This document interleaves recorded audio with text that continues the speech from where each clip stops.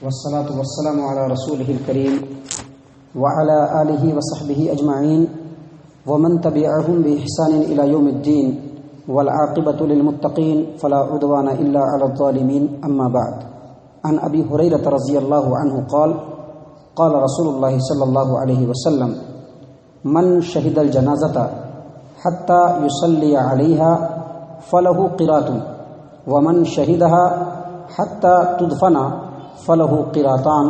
قيل: وما القراتان؟ قال: مثل الجبلين العظيمتين. رواه البخاری فی کتاب الجنائز. معزز سامعین کرام، میت اور جنازے کے تعلق سے احکام و مسائل آپ کی خدمت میں سلسلے وار تھوڑا تھوڑا کر کے پیش کیا جا رہا ہے.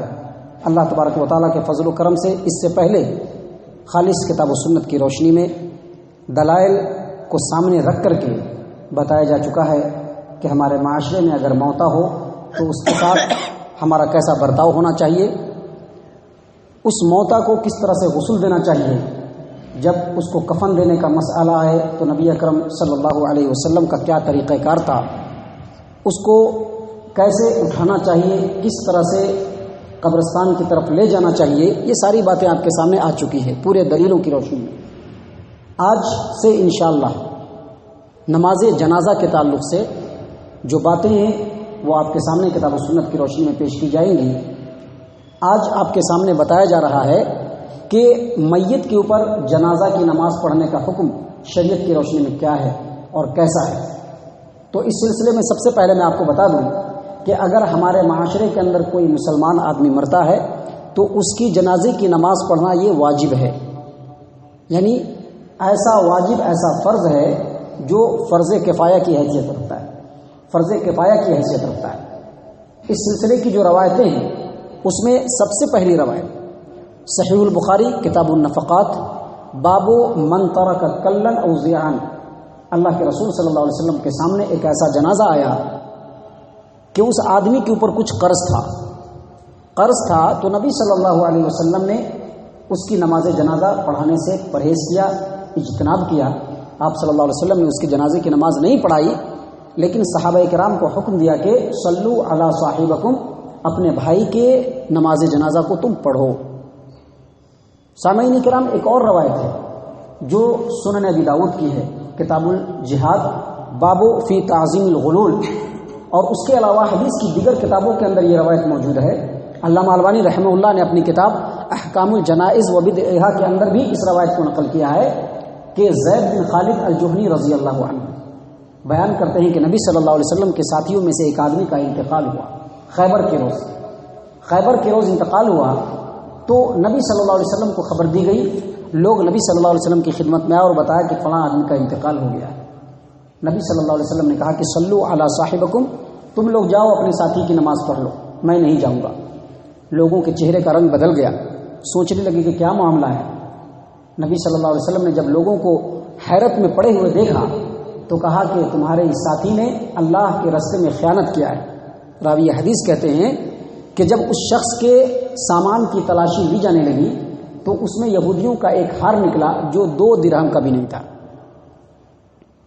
نبی صلی اللہ علیہ وسلم کو وحی کے ذریعے سے خبر کر دیا گیا تھا، لیکن اس کے باوجود نبی صلی اللہ علیہ وسلم نے کہا کہ تم اپنے ساتھی کے اوپر نماز جنازہ پڑھو. ان تمام حدیثوں کو سامنے رکھتے ہوئے علامہ ابن حزم رحمہ اللہ اپنی کتاب المحلہ بالآثار کے اندر لکھتے ہیں کہ ایک مسلمان کی جنازے کی نماز پڑھنا یہ واجب ہے. اور علامہ نووی رحمہ اللہ اپنی کتاب شرح صحیح مسلم کے اندر، اور سید سابق اپنی کتاب فقہ السنہ کے اندر، اسی طرح سے علامہ نواب صدیق حسن خان بھوپالی رحمہ اللہ اپنی کتاب الروضۃ الندیہ کے اندر، ڈاکٹر وہبہ زہیلی اپنی کتاب کے اندر یعنی الفقہ الاسلامی و ادلتہ کے اندر، اور فتاوی اللجنۃ الدائمہ للبحوث العلمیہ والافتاء، جو سعودی عرب کی مستقل فتویٰ کمیٹی کے انڈر میں جو فتویٰ کی کتاب نکلی ہے، جس کے اندر کبار علماء کے فتاوے ہیں اور اس کے اوپر ان کے دستخط ہیں، اس کے اندر، اور اس کے علاوہ دکتور صالح بن فوزان بن عبداللہ الفوزان کی فتوے کے مطابق ان تمام لوگوں نے فتویٰ دیا اپنی کتابوں کے اندر کہ ایک مسلمان اگر معاشرے کے اندر مرے تو اس کی نماز جنازہ پڑھنا فرض کفایہ ہے. یعنی اگر معاشرے میں سے ایک لوگ یا چند لوگ اگر پڑھ لیتے ہیں تو سب کی طرف سے کافی ہوگا، لیکن پڑھنا بالکل ضروری ہے. کیونکہ آپ نے دیکھا کہ ایک آدمی جس کے اوپر قرض تھا، نبی صلی اللہ علیہ وسلم نے نماز نہیں پڑھی لیکن اپنے ساتھیوں کو حکم دیا کہ تم نماز جنازہ پڑھ لو. اور ایک آدمی جس نے خیانت کی تھی اس کے بارے میں بھی نبی صلی اللہ علیہ وسلم کا یہی حکم تھا کہ تم لوگ اس کی نماز جنازہ پڑھ لو، لہٰذا یہ فرض کفایہ ہے. اگر سارے لوگ نہیں پڑھیں گے تو پورا کا پورا معاشرہ اس کا ذمہ دار ہوگا، لیکن اگر ایک لوگ یا چند لوگ پڑھ لیں گے تو سب کی طرف سے وہ کافی ہو جائے گا. اسی کو فرض کفایہ کہتے ہیں. سامعین کرام، اگر ہمارے معاشرے کے اندر میت ہو اور موتا ہو تو اس کی نماز جنازہ پڑھنے میں بڑی فضیلت ہے، بلکہ اس کی نماز جنازہ پڑھنے کے بعد قبرستان تک جا کر کے اس کو دفن کرنے کی بھی بڑی فضیلت ہے. صحیح البخاری کتاب الجنائز باب من انتظر حتی تدفن حدیث نمبر 1325 کے اندر ابو ہریرہ رضی اللہ عنہ کا بیان ہے کہ نبی صلی اللہ علیہ وسلم نے فرمایا من شہد الجنازۃ حتی یصلی علیہا فلہ قیراط. ایک انسان ہے جو کسی کی جنازے میں حاضر ہوتا ہے اور جنازے کے ساتھ نماز جنازہ ادا کرتا ہے، اس کو ایک قیراط کے برابر ثواب ملے گا. اور نبی صلی اللہ علیہ وسلم نے مزید فرمایا ومن شہدھا حتی تدفن، نماز جنازہ پڑھنے کے بعد بھی وہ حاضر رہا اور یہاں تک وہ رہا کہ جب تک کہ اس کو دفن نہ کر دیا گیا، نبی صلی اللہ علیہ وسلم نے فرمایا کہ فلہ قیراطان، اس کو 2 قیراط کا ثواب ملے گا. فوراً صحابہ کرام نے پوچھا، قیل، راوی حدیث کے الفاظ ہیں کہ پوچھا گیا ومل قیراطان، یہ 2 قیراط کیا ہے یا 1 قیراط کیا ہے؟ نبی صلی اللہ علیہ وسلم نے فرمایا مثل الجبلین العظیمتین، 2 بڑے پہاڑ یہ 2 قیراط ہے. اور صحیح مسلم کی روایت کے مطابق اللہ کے رسول صلی اللہ علیہ وسلم نے فرمایا القیراط مثل احد، احد پہاڑ کے برابر 1 قیراط ہے.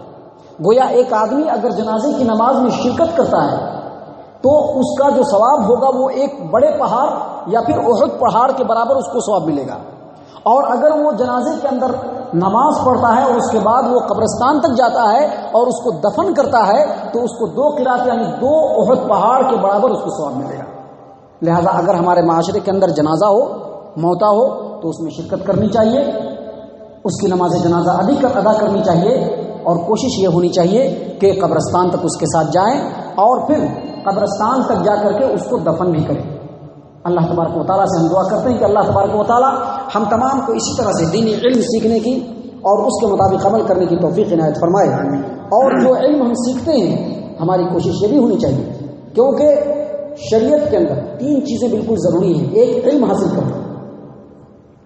حاصل کرنا، دوسرا اس علم کے اوپر عمل کرنا، اور جب علم سیکھ کر کے ہم نے عمل کیا تو اس کو دوسروں تک پہنچانا، یہ بھی فرض اور واجب ہے. محض سن کر کے اپنے عمل تک محدود رکھنا یہ کسی بھی طرح سے شریعت کا تقاضا نہیں ہے، بلکہ شریعت کا تقاضا یہ ہے کہ فرسٹ علم سیکھنا، علم سیکھ کر کے اس کے مطابق عمل کرنا، اور پھر اس علم کو لوگوں تک جتنی اپنی بساط ہے، جتنی اپنی حیثیت ہے، جتنی اپنی استطاعت ہے، جتنی اپنی کیپیسٹی ہے، اس کیپیسٹی کے حساب سے دوسروں تک علم پہنچانا. کیونکہ نبی صلی اللہ علیہ وسلم کا بڑا واضح فرمان ہے بلغوا عنی ولو آیۃ، میرا پیغام اگر ایک آیت پر بھی مشتمل ہو اس کو لوگوں تک پہنچاؤ. اللہ تبارک و تعالی ہم تمام کو نبی صلی اللہ علیہ وسلم کے فرمان کے مطابق عمل کرنے اور اس عمل کو دوسروں تک پہنچانے کی توفیق عنایت فرمائے. آمین یا رب العالمین. وما علینا الا البلاغ المبین.